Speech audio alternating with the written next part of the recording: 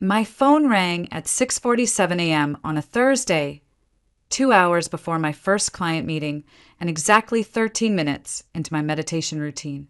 It was Mom. I let it go to voicemail, as I always did during me time. But the second it stopped ringing, it lit up again. Then again. 3 calls in under 5 minutes meant something had gone wrong, or someone wanted something. Either way, I had a sinking feeling I already knew who it involved.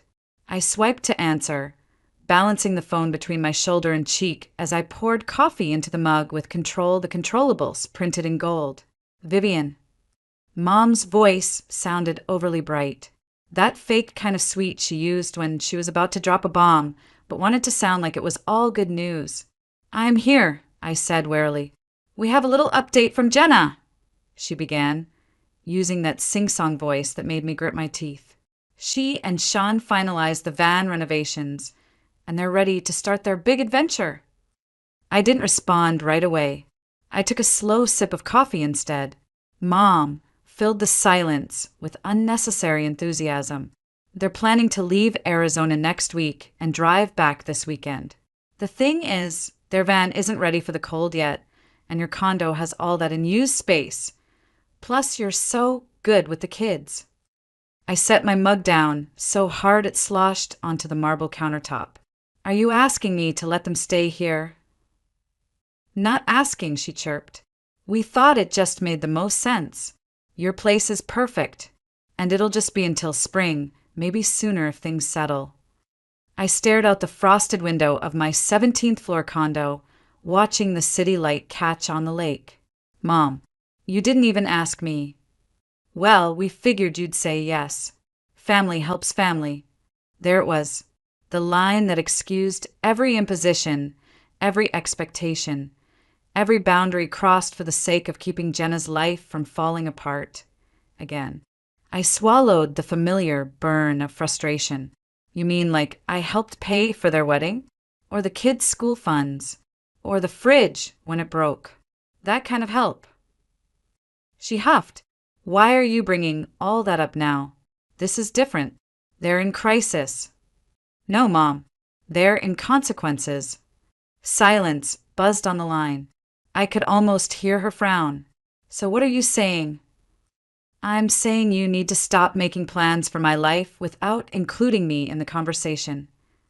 "Oh, come on, Vivian," she snapped. "You live alone in a 2-bedroom with a home office. You've got the space. You've got the money. Jenna and Sean are out there chasing their dreams. You're sitting on all this room." I felt something break a little inside me. The same conversation, replayed for years like a scratched record. "I worked for this, Mom. I planned for it, saved for it. No one handed it to me. I didn't sell my house on a whim to chase sunsets." "Well," she said stiffly, "if you won't help, I guess we'll have to figure something else out." "I didn't say I wouldn't help," I replied evenly. "I said I won't be steamrolled." We ended the call without resolution.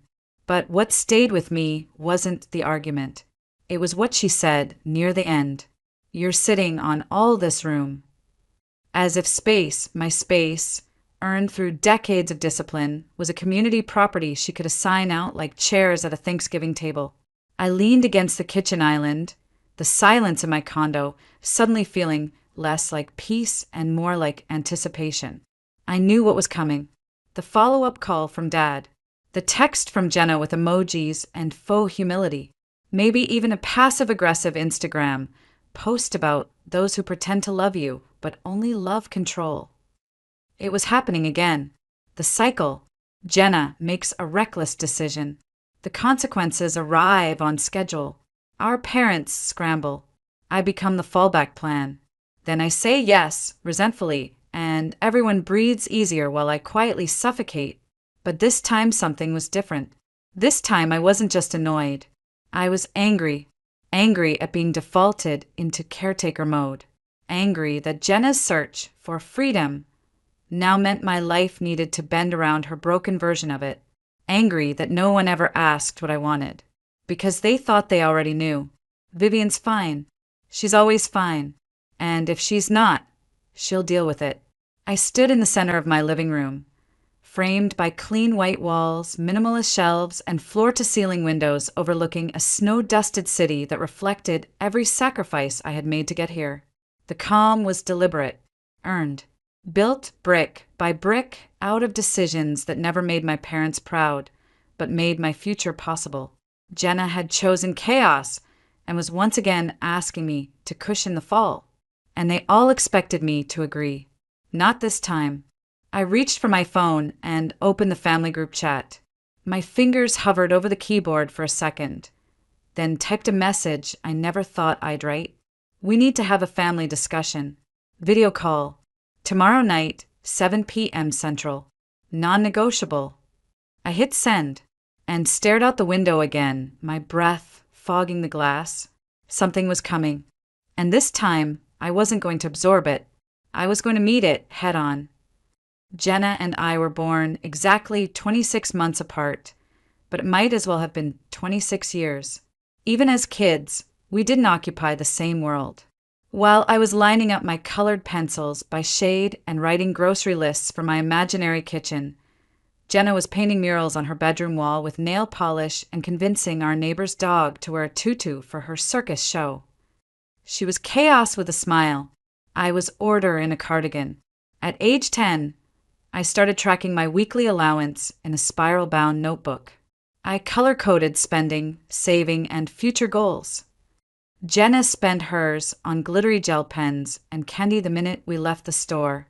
Dad chuckled and said, "Different strokes for different folks," while Mom swatted me playfully with a dish towel whenever I reminded Jenna she wouldn't have money left by Tuesday. That dynamic, it never changed. In high school, I worked at a bookstore and saved nearly every dollar for college. Jenna dropped out of a part-time gig at the frozen yogurt shop because the manager had bad vibes. She spent that summer following a guy named Brandon to Oregon for a music festival. Came back with a nose ring, no tuition money, and zero regrets. I didn't say anything. I just worked extra shifts and reapplied for more scholarships. By the time I was 23, I graduated with honors and started my first job in financial consulting. Jenna had already dropped out of 2 majors and moved through 3 boyfriends. Mom said she was still finding herself. Dad said, "She's got your mother's spirit." I was never sure whether that was meant to be a compliment or an apology. At 25, I bought my first condo. Nothing huge, but the down payment was all mine. I remember bringing Jenna over to show her the place. She laughed when she saw my spreadsheet taped to the fridge, projecting monthly expenses and goals for the next year. "You're such a nerd," she said, flopping on my couch. "You know you're going to die alone with your charts, right?" I smiled like it was a joke, but something about the way she said it lingered. Then came Sean. At first, I was hopeful. He was quiet, hardworking, the kind of guy who showed up early and asked questions about interest rates. They moved quickly, rented a place, got married. The ceremony was small but sweet. I paid for most of it when their vision outpaced their budget. I told myself it was an investment in Jenna's stability. A year later came Ella, then Noah 2 years after that. I loved those kids like my own. They were smart, warm, curious, and astonishingly adaptable for children raised in what could only be described as creative unpredictability. I started college funds for both of them when Jenna shrugged and said, "We'll figure it out later." That's the thing, later was her favorite timeline. It excused everything. Later, they'd settle down. Later, she'd get serious. Later, things would be better. I kept waiting for later to show up. 3 years ago, they bought a modest little house in the suburbs outside St. Paul. A bit rundown, but it had a yard and good schools. For the first time, it looked like Jenna had planted her feet. She FaceTimed me, giddy, showing off Ella's purple bedroom and Noah's dinosaur shelf. "I finally get it, Viv," she said. "Being a mom, it roots you, you know." I wanted to believe her. I really did. Meanwhile, my own life stayed steady. I didn't get married, didn't have kids. I dated sometimes, but never felt compelled to rearrange my life for anyone. I liked my quiet mornings, my clean apartment, my weekend hikes alone. And deep down, I knew If I ever fell, there'd be no one there to cushion the landing. So I built a life where falling wasn't an option. But the family pattern continued. When Jenna's fridge died, I loaned them $1,200. When Sean's truck broke down, I researched affordable mechanics and drove him myself. When their daycare closed suddenly, I canceled a client call to babysit. Each time I told myself, it's just this once. They're just struggling right now. But right now had been going on for a decade. The resentment didn't come in a flood. It dripped in, quiet, constant, until it was everywhere. Still, I never confronted it. Because if I said something, if I pointed out the imbalance, I'd be the bad guy. The uptight one. The sister who doesn't understand love or adventure or what really matters. So I swallowed it until Dr. Colleen Meyer, my therapist, tilted her head one day and said, "Vivian, what if the problem isn't just that your sister expects too much, but that you've trained everyone to expect it?" The words hit harder than I expected, because she was right. I'd spent my life being the net beneath their trapeze. And maybe they'd stop checking if the wire was strong, because they always assumed I'd be there. The van, the tour, the freedom chase, it wasn't new. It was just the loudest version of a story I'd been living since childhood. Only now it was crashing into my front door. The signs were there before the van ever hit the road. I just didn't want to see them. It started subtly. Jenna's Instagram, transforming from chaotic snapshots of finger-painted walls and messy pancakes to curated grids of camper vans beside waterfalls. Quotes like "the universe rewards the brave" and "own less, live more" began appearing under photos of strangers living barefoot in national parks. Then came the Pinterest boards, van life dreams, freedom layouts, off-grid kitchens. When I asked what this was all about during a family barbecue, she barely looked up from her phone. "Don't you ever get tired of being in the same place every day?" she asked, eyes fixed on a photo of a couple grilling vegetables beside a lake in Colorado. "Not really," I said. "I like my routines." She glanced at me, pity softening her face. "That's sad, Viv. There's so much more out there." I could have snapped back, told her that being rooted wasn't the same as being stuck. But instead, I asked how the kids were enjoying their new school. A safe pivot. Classic me. Looking back, I wish I hadn't let it slide. 2 weeks later, during Sunday dinner, they announced it. "We've listed the house," Jenna said with a breathless grin, holding Sean's hand across the lasagna-filled table. "Dad's fork paws midair. Are you moving somewhere bigger?" Her eyes sparkled. "We're hitting the road, selling everything, going full van life." There was a beat of stunned silence. Then Mom clapped like they'd just revealed a pregnancy. "What an adventure," she beamed. "What a gift for the kids." I looked at Ella and Noah, both staring down at their plates. Noah poked at his peas like they might explode. Ella's lips were pressed into a line. Neither child smiled. "And school?" I asked carefully. "We'll road school," Jenna replied, waving her hand. "They'll learn more seeing the Grand Canyon than in some fluorescent-lit classroom." Dad asked where they'd live. "We're getting a Sprinter van," she said proudly. "Full conversion, solar panels, compost toilet, even a skylight." Sean gave me a strained smile and a sip of wine that looked more like a gulp. Later, while Jenna distracted our parents with van interior photos, I pulled Sean aside in the kitchen. "Are you really on board with this?" He exhaled slowly, running a hand through his hair. "It's what Jenna wants." "And what about what you want?" He didn't answer, just stared at the floor. "Have you budgeted for this?" I pressed. "Emergency fund? Medical care?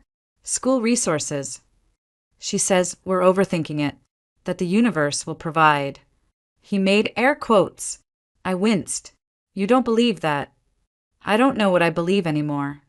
The house sold within 3 weeks. $40,000 over asking. A solid cushion if they were smart. But instead of setting aside funds for emergencies or temporary housing while they prepped the van, Jenna went all in. And she documented every minute of it. "Meet our new home," she posted, posing beside the $60,000 silver Mercedes Sprinter. Let the freedom journey begin. Over the next month, her feed lit up with updates. Custom cabinetry made of reclaimed bamboo, solar panels, a $900 compost toilet, hand-sewn curtains from an Etsy shop in Oregon, fairy lights, wall murals, hashtags like hashtag Escape the Matrix and hashtag VanFamVibes. Each photo looked like a magazine spread. Perfect angles, warm tones, captions about liberation and choosing experiences over stuff. But the kids never smiled. Ella's bright energy dulled to polite stares. Noah, who used to carry around 7 different dinosaur figurines, now clutched a single T-Rex in every picture. When I asked about it over coffee one morning before their departure, Jenna laughed. Storage is tight. We each got one bin. They'll adapt. Adapt. That word again. I tried to broach concerns gently about schooling, healthcare in remote places, vehicle breakdowns. You worry too much, Viv, she said, rolling her eyes. That's why you're stuck in the corporate wheel. This lifestyle, it's about flow. Trust. But kids need structure, I insisted. They need adventure, she countered. Our ancestors were nomads. Our ancestors also died young and had no education, I muttered under my breath.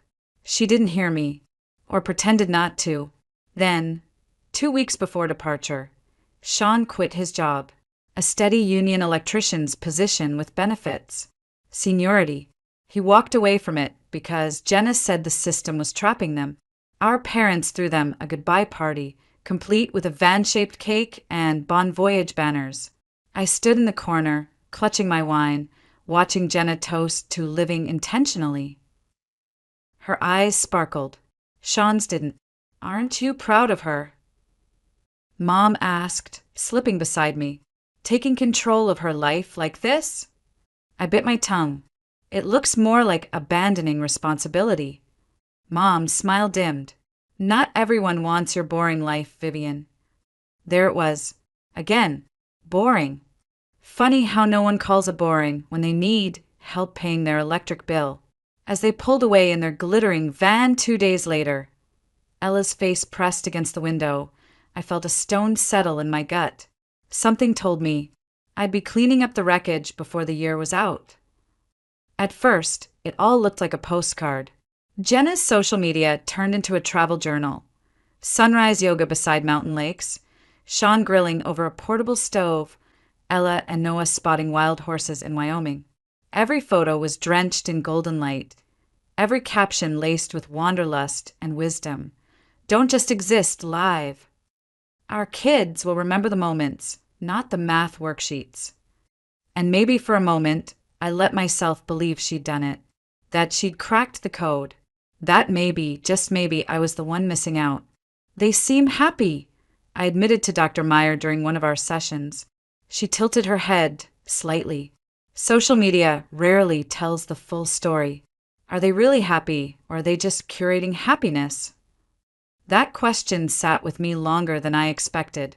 When I texted Jenna, her replies were breezy and vague. Best views ever. We're learning so much from nature.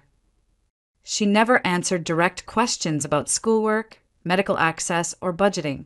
And I still hadn't spoken to the kids. They're busy soaking in the moment, she said when I asked. Less screen time, more real life. But then the post slowed down. The golden glow dimmed. One day it was a photo of their cramped van with clothes strung across the interior like a makeshift laundry line. The caption read, Van life isn't always pretty, but it's real. Another post showed a cracked dish in the sink and the kids eating cold soup from paper bowls. Minimalism means gratitude, Jenna wrote, followed by a string of sunset emojis. The comment section changed too.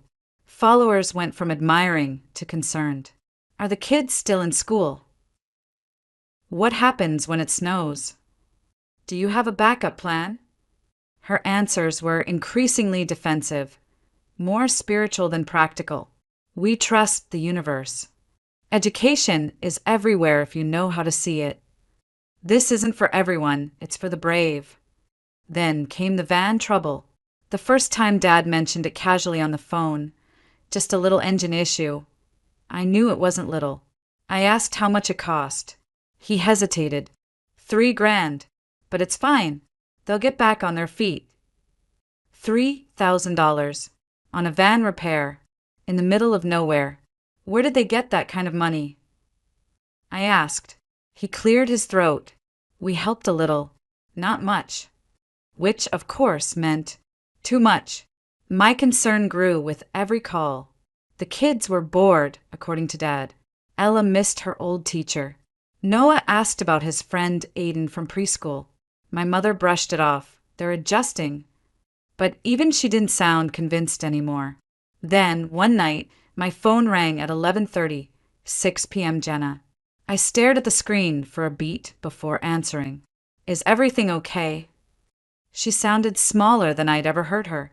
We're having a rough patch. A rough patch. I sat up in bed. Where are you? Some town in Utah. The van needs another repair. Campgrounds are more expensive than we thought. Gas is insane.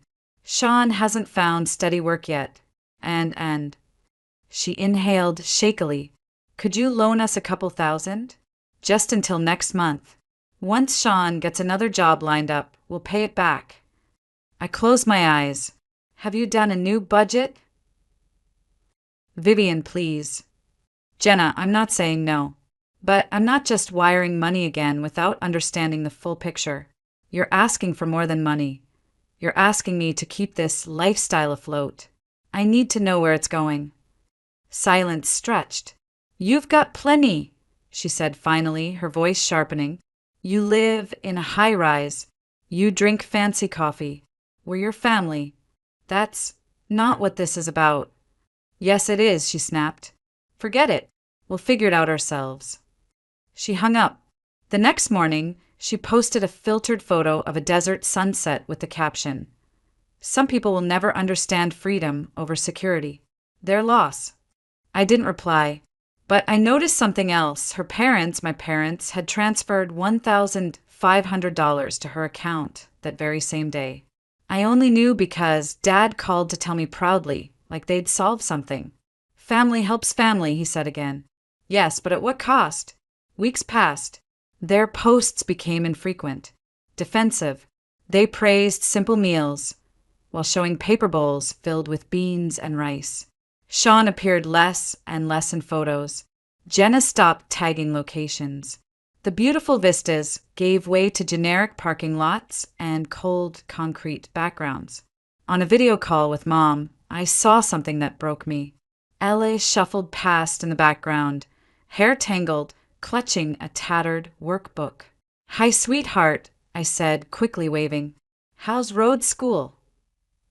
She looked down. We don't really do school, she mumbled. Mostly just driving. Before I could ask more, Jenna swooped in and whisked her away, glaring at the camera. October arrived, and with it, cold nights. Propane was expensive. Insulation was limited. The van had a heater, but it drained power too fast. Mom called me again, voice strained. They just need a little more time to adjust. No, I said.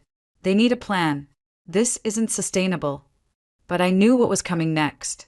They were spiraling, and I could feel the weight of everyone's expectations, just waiting to land squarely on my doorstep. It was a Tuesday morning when Mom let it slip. The van's back in the shop, she said, voice hushed as if that would soften the absurdity. The transmission's gone.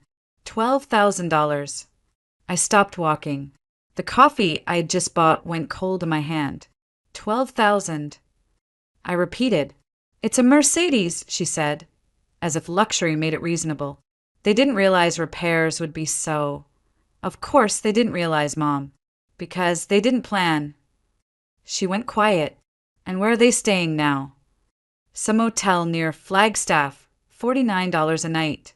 They can't drive anywhere until it's fixed. My mind did the math without effort. At least 2 weeks for transmission work. Motel bills, food, gas, living expenses. They were looking at over $3,000 just to survive while waiting for a van they could no longer afford to maintain. They're considering tapping into their retirement, she added quietly. No, I said sharply. Absolutely not. She didn't answer. That night, I received another call, this time from Jenna. Her voice was raw, like the last layers of pride had finally burned away. You were right, she said, almost choking on the words. This was a mistake. All of it. I sat down slowly. Tell me what's happening. It came pouring out, how they were down to their last $200. How Rick's temporary job barely covered food. How the kids were falling apart. Nightmares. Anxiety. No schooling. No routine. Just long days of driving and longer nights pretending everything was okay. I ruined it, she whispered. The house. Rick's job. The kids' stability. I ruined everything. I didn't say, I told you so. I didn't lecture. I just asked the question I'd never dared to ask her before. What do you want to do now? She hesitated. Rick says we should sell the van and start over. Find a cheap apartment, but that feels like failure. It's not failure to admit something isn't working, I said gently. It's wisdom. We can't even afford first and last month's rent. No landlord will take us with no job history. There it was, the corner they'd backed themselves into. No home, no credit, no savings. Just hope clinging to the edge of collapse. I'll help you find a plan, I told her. But it has to be a plan that works. She went quiet again. Then finally, I'll think about it. But the next morning, Mom called. We talked to your father, and we're going to help them pay for the repairs. I froze. With what money? Our credit card. You're going to max out your credit card to fix a van they can't afford to live in. We don't have a choice, she said stiffly. There were other choices, I snapped. Practical ones. You've always been hard on Jenna. Not everyone has your advantages. My hand shook. My advantages? You mean my career? My savings? I earned those. More silence. Then the final blow. We were thinking, with your extra bedroom and home office, there's space for all 4 of them to stay with you, just until they get back on their feet. I stared at the phone like it had grown teeth. You want them to move into my home? Well, we might have suggested it was a possibility. I didn't speak. I couldn't. You told her this was happening, I said finally. Silence again. You made this decision for me. She's your sister, Vivian. She needs you. No. What she needed was accountability. And what I needed was a full stop. I ended the call. Then I opened the family group chat and typed, We need to talk. Video call. Tomorrow. 7 p.m. Central. Everyone. When the screen lit up the next evening, I sat at my kitchen table. Laptop open, jaw clenched. One by one, they joined, Mom and Dad in their living room, Jenna in a dim motel corner, Sean somewhere between exhaustion and embarrassment. Thanks for making time, I began. We need to address some serious miscommunications. If this is about us staying with you, Jenna jumped in, we promise we won't be a burden. Rick and I can sleep in the guest room. The kids can share the office. We'll be quiet. No, I said firmly. You misunderstood. I never agreed to this arrangement. I was told this was happening. That's not the same. My mother's eyes narrowed. Vivian, this isn't the time to be selfish. I'm not being selfish. I'm setting a boundary. A boundary? Jenna scoffed. You live in a luxury condo and you're telling us there's no room. I'm telling you it's not sustainable. It's not realistic. And it's not happening. Everyone froze. You have space, Dad said quietly. And money. Would helping them for a few months really be so hard? It's not about hard, I replied. It's about what actually helps. Enabling bad decisions doesn't. Throwing money at dysfunction doesn't. Turning my home into an overcrowded boarding house definitely doesn't. Then, the unexpected happened. Sean cleared his throat. She's right, he said softly. Jenna whipped her head toward him. What? She's right, he repeated louder. We've made one bad decision after another. And every time, someone's cushioned the fall. Mostly you, Vivian. Jenna gaped. How can you say that? I can say it, he said, because I'm tired. Because I watched you spend thousands on a luxury yoga retreat instead of fixing the van when it first made that noise. Because I watched you buy new outfits for Instagram while Ella cried herself to sleep in the van. He turned to the camera. This isn't freedom. It's a mess. And Vivian's the only one who said it out loud. No one moved. No one spoke. Finally, I looked at Jenna. I'm willing to help, I said softly. But not like this. I can help you find a place. I can help with first month's rent. I can help build a real plan. But I won't give you my home. For once, Jenna didn't argue. She just stared at the screen, eyes hollow, and logged off without a word. My parents followed, faces pinched with anger and disbelief. Only Sean remained. Thank you, he said, voice quiet but clear, for saying what needed to be said. Then he was gone too, and I was left alone, finally, fully, but for the first time, on my own terms. After the video call ended, I sat there for a long time, staring at my reflection in the black mirror of my laptop screen. My heart was pounding so hard it felt like I'd run a mile. But the apartment around me was quiet, eerily quiet, the kind of silence that follows an earthquake. I'd done it. I had said no, not softly, not with disclaimers, not with a nervous laugh and an apology. Just no. And it felt like the most terrifying and necessary sentence I had ever spoken in my life. For the next few days, the fallout came in waves. First was the silence. No texts, no calls, no emails from anyone in my family, like I'd been airbrushed out of a group photo. Then came the guilt, not from them, at least not directly, but from the voice inside my own head, sharpened over years of being the reliable one. Was I really turning my back on my sister's kids? Was I letting them sleep in a van so I could keep my office space? The thought twisted in my chest, even though I knew better. I reminded myself what Dr. Meyer had said. Saying no isn't cruelty, it's clarity. Still, the house felt colder than usual. The lake outside looked grayer. Even my condo, once a sanctuary, felt vaguely accusing, like I owed someone something for having built it with intention. But then something shifted. On Friday night, I got a text. From Sean. Motel lobby. 8 p.m. your time. Melissa's taking the kids to the pool. Can we talk? It was simple, direct, and somehow hopeful. When his face appeared on the screen, he looked different. Tired, yes, but also clearer, sharper.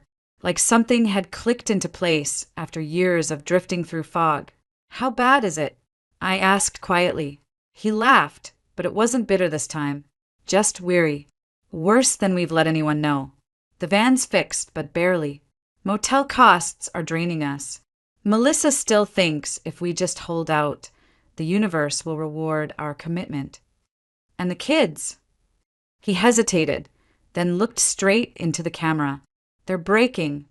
I didn't ask for details. I didn't need them. Instead, I opened the spreadsheet I'd prepared the night before. I'd found a few apartments near Flagstaff, 2 bedrooms, modest but clean, ranging from $850 to $1,100. Most were near construction sites that listed openings for electricians. I've run some numbers, I told him. If you can get steady work, even at entry level, you'll be able to cover rent and essentials. If you sell the van, even at a loss, you'll have enough for first and last month, plus basic furniture. He blinked. You did all that. I couldn't sleep. He leaned back, exhaling slowly. Vivian, I don't know what to say. Start by telling me this matters to you more than being right. He nodded. It does. I hesitated. And Melissa? A long pause. She's still clinging to the dream. But I told her the kids stay with me either way. She can come with us. Or not. I didn't respond right away. I was too stunned by the calm certainty in his voice. But I also knew what that kind of resolve cost a man who'd spent years making himself small. I can help with the security deposit, I said finally, and the first month's rent. Consider it a gift for Ella and Noah. Not a loan. He looked down, swallowing hard. Thank you. No thanks, I said. Just follow through. Build something stable. No more pretending. He promised he would. Over the next 2 days, we texted discreetly. Sean toured a few apartments, settled on a quiet 2-bedroom on the edge of town. The landlord was hesitant, no job history, no credit. But after a few honest conversations and some paperwork I helped prep, he agreed. I wired the money. The lease was signed. And for the first time in months, something real began to form beneath the ruins. On Sunday, I received a message from Sean. She's not thrilled, but she agreed. Kids start school after winter break. I start work next week. Selling the van tomorrow. 3 short lines. And yet, I sat on my couch and cried harder than I had in years. Not out of sadness, out of relief. The next day, I got a call from my parents. Or rather, my father. I heard about the apartment, he said. His voice was stiff, as always, but something beneath it had softened. That was generous of you. I didn't say anything. And responsible. That word, that particular word, meant more coming from him than any apology ever could. Then came the kicker. Your mother's not ready to talk. But she will be. Eventually. I smiled faintly. That's all right. I didn't do it for her approval. I know. Another pause. But she's noticed the change in the kids. That was enough for now. Later that evening, a photo popped up on my phone.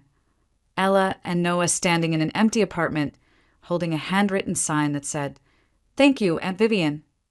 No emojis, no filters, just 2 small, tired, hopeful faces, and a beginning.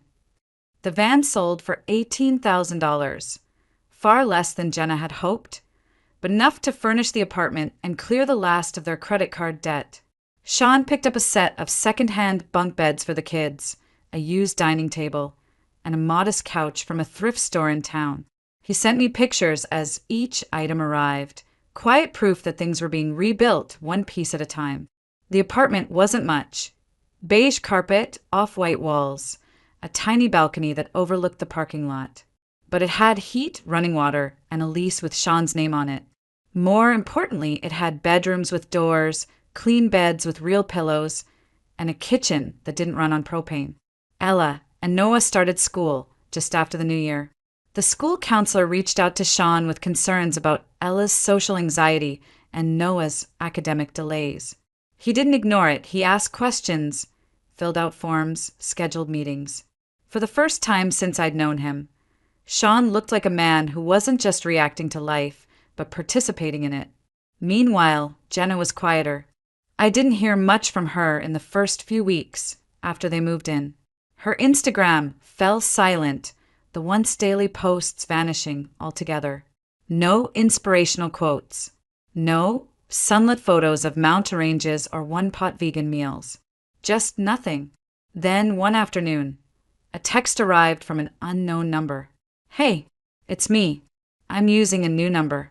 Just wanted to say the kids like school. Ella made a friend. His name is Derek. That's all. J, no punctuation. No emojis. But something about it felt more honest than anything she'd posted in months. I didn't respond immediately. I wanted to, but I needed to be careful. Just because someone is walking beside you again doesn't mean they won't veer off the path when things get hard. Dr. Meyer had warned me, helping someone find ground is different from letting them stand on yours. So I waited. Then, 2 weeks later, a second message came. Found a part-time job at the bakery down the street. Not glamorous, but it's warm, and they give us leftovers sometimes. I smiled at that one, not because it was triumphant, but because it was real. From that point on, we found a rhythm. I didn't push. She didn't overshare. Slowly, she began rebuilding her relationship with the kids.